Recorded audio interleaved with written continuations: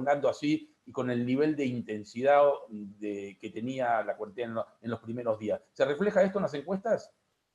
Mira, Carlos, lo que pasó en Argentina en términos de lo que cómo la ciudadanía leyó esta pandemia y qué le empezó a pedir a los líderes, por líderes digo el presidente, el jefe de gobierno, los gobernadores, los intendentes. En Argentina primó mucho la idea de la cooperación y el trabajo en equipo.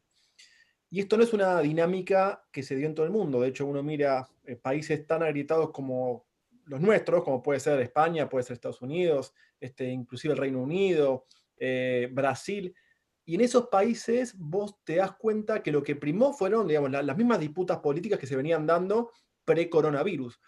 A mí me parece que esto tiene que ver, y eso va de la mano con lo que planteabas de un apoyo muy masivo, primero a una mirada bien sanitarista del problema por parte de la ciudadanía, lo que le dio lugar a la moderación de un montón de líderes y insisto, al trabajo conjunto.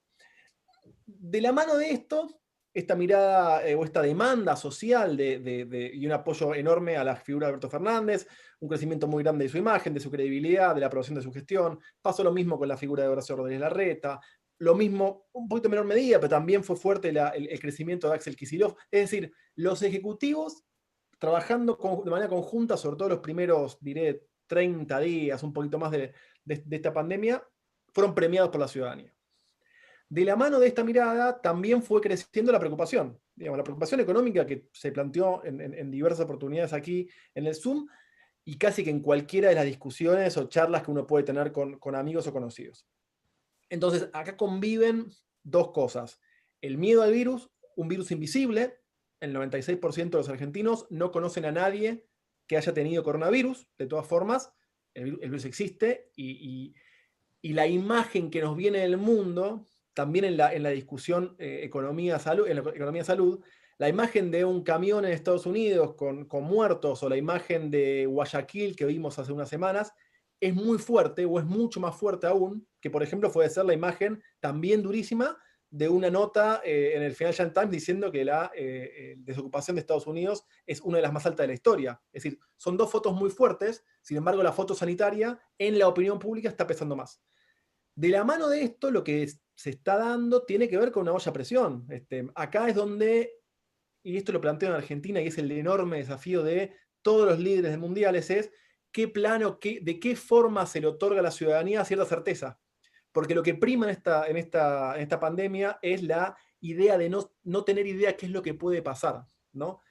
Y a los liderazgos modernos en Argentina y en el mundo se les está exigiendo que justamente esto den certezas. Entonces, hay una necesidad de vislumbrar. Yo creo yo que existe el plan de salida, pero creo que hay una ciudadanía que exige un poquito más, que se diga de manera más explícita cuál es el camino a tomar o cuál sería el camino a seguir, inclusive considerando que en el futuro, y por futuro digo 2, 3, 4 meses, se puede volver atrás, porque también es una posibilidad.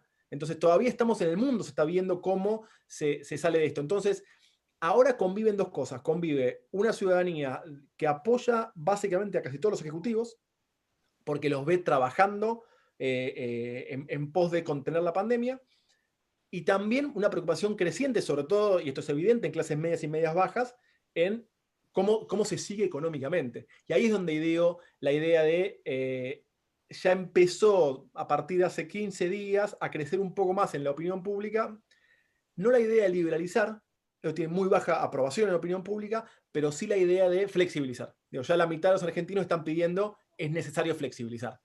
¿Qué significa flexibilizar? Bueno, está en la cabeza de los líderes, cómo se logra ese movimiento, esa transición. Pero evidentemente estamos en un proceso cada vez más tensionante de las dos miradas, que también, y ahí cierro, Carlos, para hacerlo como me pediste conciso, también tiene a la mirada de la atención, si se quiere, sanitaria y la atención económica, también hay que sumarle una atención o una mirada política. Digamos, estos niveles de aprobación que tuvo Alberto Fernández y un montón de los ejecutivos en Argentina, mucho tiene que ver porque también eran gobiernos, diría, en plena luna de miel.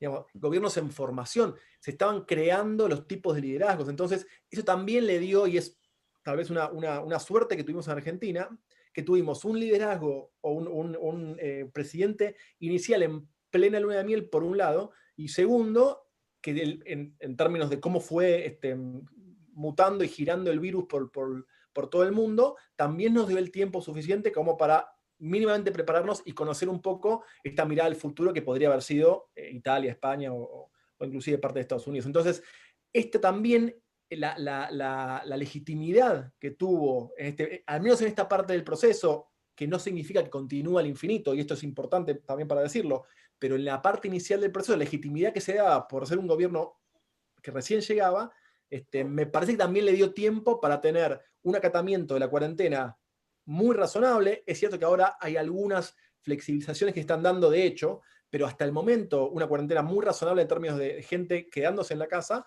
cuando por supuesto, y sobre todo los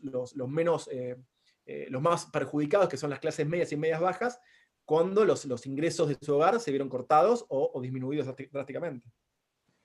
Vamos a empezar una segunda ronda de preguntas. Les pido, ya estamos en casi 45 minutos de panel, les voy a pedir unas respuestas muy cortas, por favor. Y Juan, empezamos con vos. Has dicho el nivel de aprobación que cuentan los principales dirigentes. Estamos hablando de Alberto Fernández, Horacio Rodríguez Larreta y Kicillof en la provincia de Buenos Aires.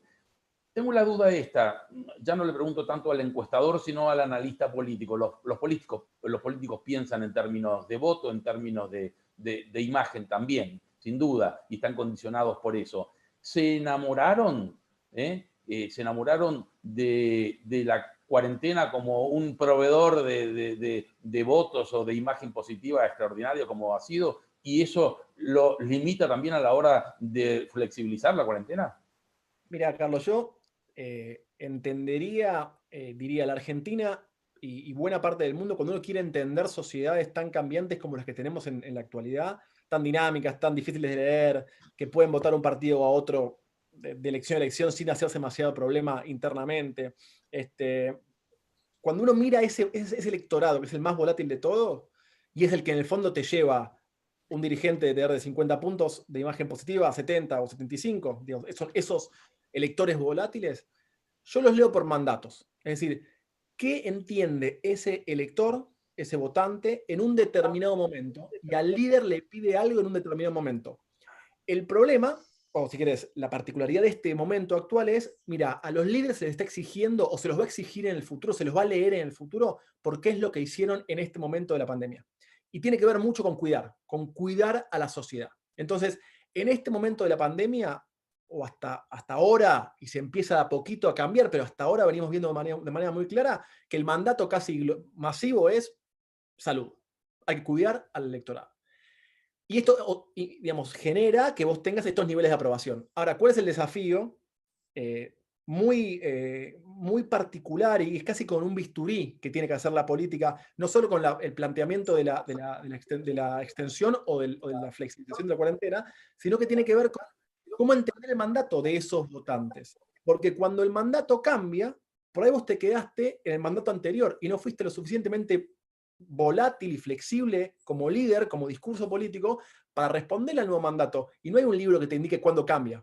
Y pongo el ejemplo que siempre se da y me parece que el más atractivo. Cuando Churchill gana la guerra, el mandato durante la Segunda Guerra Mundial era ganar la guerra. Ahora, en cuanto la ganó, al año siguiente fue una elección y perdió. Porque el mandato social había cambiado y él seguía siendo el héroe de guerra y el líder de guerra, pero ya no se requería un líder de guerra. Entonces, lo interesante de este proceso, estamos en el 2020, me adelanto porque somos unos ansiosos o porque soy un ansioso y pienso en el 2021, elección legislativa, o 2023, elección ejecutiva, va a tener que ver es leer muy claro cuál es el mandato de esos votantes más volátiles para poder representarlo y no quedarse en el pasado, porque por ahí fue muy bueno por un momento, pero muy poco atractivo y útil para el... Bueno, gracias, Juan. Vuelvo a pedirles concisión para no avanzar demasiado en la hora. Marcos,